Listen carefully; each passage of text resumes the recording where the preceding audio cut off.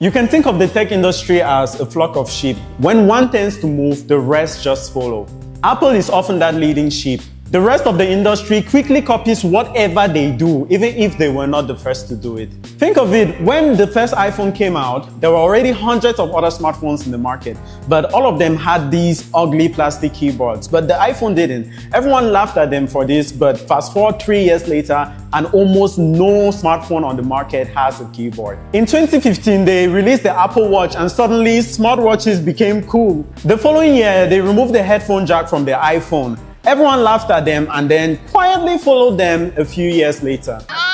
Nevertheless, Apple was not always this giant company which dictates everything that happens in the tech industry, but there were once a struggling startup which was trying not to go bankrupt. But how did we get here? How did Apple turn from a company which was just trying to make a name for themselves to this mega trillion-dollar corporation which basically dictates everything that happens in the consumer tech industry? That's what we're going to talk about today. But before we can understand how Apple got to this point, we'll firstly have to understand how they started. Now, just to be clear, I'm not about to give you the full history of Apple. If you want that, there are already hundreds of videos online which are talking about it. Back in the 1970s, Apple released a computer which changed how computer manufacturers such as IBM would look at computers. The Apple II is what you can technically call the world's first personal computer. Because at the time, computers were owned mainly by big businesses and most of them required more than one person in order to operate them.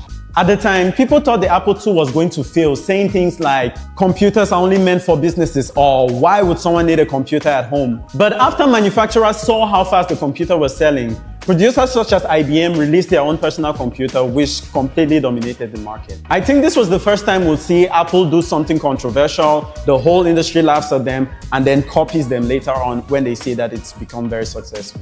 However, this alone still doesn't explain how Apple developed this sort of cult-like following where every single tech company is aspiring to be them. So we'll have to fast forward a few more years into the future. Introducing Macintosh. It's 1984 and Steve Jobs just released the Macintosh, a revolutionary new computer with an interface that was so simple and intuitive that even a child could use it.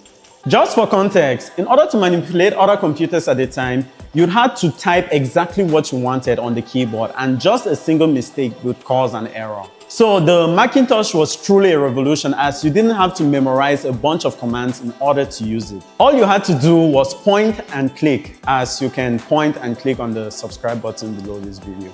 The computer even introduced itself on stage, and I think this was the first instance whereby we would see Apple branding itself as the cool guys. And this will become very important later on. The craziest part about the Macintosh is that a lot of people look at it to be the first computer to have a graphical user interface. But the truth is, it wasn't even the second. The first computer which ever had a graphical user interface was the Xerox Alto, but it was never sold commercially. Steve Jobs just looked at the computer, saw its potential, and then implemented this idea in a very cool way. And the rest of the industry followed. You see what's starting to happen here? They were just basically saying, hey, look, we're the cool guys. And this branding of being the cool guys was even more pronounced when they released the iPod.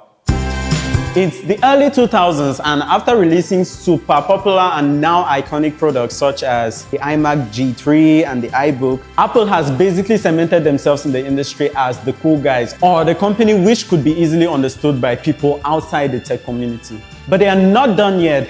There was still one product category that no one could have ever imagined that Apple would venture into: music players. Now, back in the late 90s and early 2000s, if you wanted to carry your music around with you, the easiest way to do so was either A, carry around a portable CD player with you alongside maybe an album or a playlist on a CD. And if by chance you wanted to play extra songs or listen to another album, you had to carry extra CDs, which was simply so boring. Apple saw that there really wasn't any competition in this space, so they set out to build something that was much smaller but way more powerful. And in October 2001, they released the iPod, a revolutionary new music player which was small enough to fit in your pocket, but yet had the capacity to carry a lot more songs around, more than anything which was around at the time. This point in time was the transition of Apple from just being the computer company to them saying, hey, we don't just make cool looking computers, we make fun stuff too. While many industry experts assumed that it was going to fail, Apple went on to sell millions and millions of units in just its first few years. And sure enough, everybody else wanted to build their own portable music player, with their most infamous competitor being the Zune, which turned out to be a massive failure. And believe it or not, this failure from Microsoft helped push the narrative that Apple was the cool company, and if you wanted to have the best product, you had to come to them, without them actually even saying anything. And I think this was the first instance whereby you will see people getting bullied in public for using a product which was in a certain product category which wasn't an Apple product. And this is a very powerful position to be in as a company. And hey, there is a very powerful position which you can be in right now as a person. And that is being a subscriber to this channel. And it's very easy to do. You just click the button below, the red one. Let's fast forward a few years later. It's 2007 and Apple is about to release a phone which will completely change how smartphones are designed forever. Now, before we can talk about that, I'll first have to give you a little bit of context. It's 2007 and the top smartphone manufacturers are Nokia and Motorola. And basically all their smartphones look like this, a tiny screen with a keyboard. Until what was it again? January 9, 2007, when Steve Jobs walked on the stage at Macworld and announced the iPhone. And at the time, this was no ordinary smartphone. This was a smartphone, a web browser, and a music player. And now I know that the smartphone which you have right now can do about 1 billion things, but at the time, all smartphones looked like this, and there wasn't much you could do on a 2-inch screen and a plastic keyboard, okay? So a web browser and a music player was exciting. So Steve Jobs just announced this new phone which looks nothing like anything else which is on the market. I mean, a phone which doesn't have a keyboard which you control by touching the screen. I mean, this was crazy at the time. Everybody wanted to at least see it. And as usual, the rest of the industry laughed at it. Steve Ballmer from Microsoft said that it was very expensive and not good for businessmen as it didn't have a physical keyboard. That is the most expensive phone in the world, and it doesn't appeal to business customers because it doesn't have a keyboard. The Windows Phone Nokia Lumia 920. Despite a few minor issues with the phone, people really loved it simply because of how easy it was to use. You didn't really have to learn anything.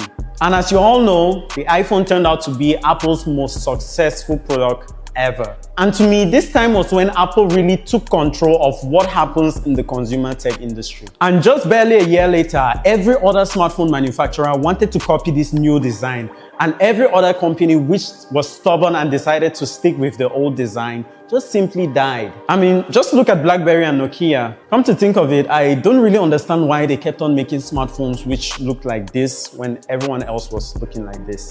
Apple basically said, win with us or watch us win. These three products, Macintosh, iPod, and iPhone, which completely changed their respective product categories forever, branded Apple not just as another tech company, but as the tech company.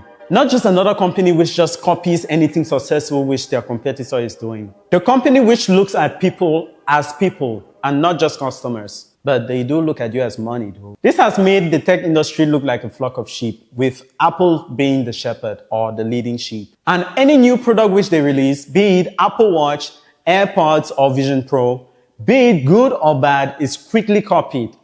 Not primarily because the companies think that these are good ideas, but just because of the fear of being left out. Because for some reason, they feel like they can't come up with anything original which would be successful. It's quite sad. Thanks for watching. Whew. Yeah.